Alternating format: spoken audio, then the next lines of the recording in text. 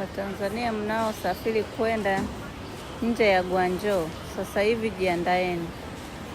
Andaeni masweta, mvae nguo za baridi. Huko mikoa mingine tayari baridi imeshaanza kushenyeta. Kwa hiyo watu tembeeni na nguo za baridi, sweta, suruali, viatu. Kwa sababu baridi ni kali sana huko kwingine. Huwezi ukalinganisha na baridi la kule kwetu.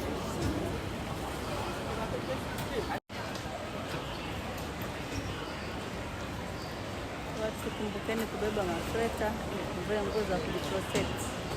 Huku mikoani baridi ni kali sana.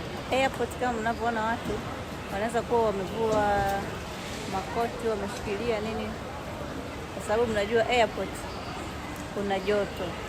Lakini ukitoka huko nje bana bamwiti, baridi lake ni balaa. Nje ya Guangzhou tu andaa sweta. Hujala jumbe hujala. Yaani mvua kwa ishi jamani. Unaona?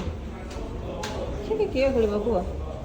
Kumbe ilikuwa ina nani inaendelea.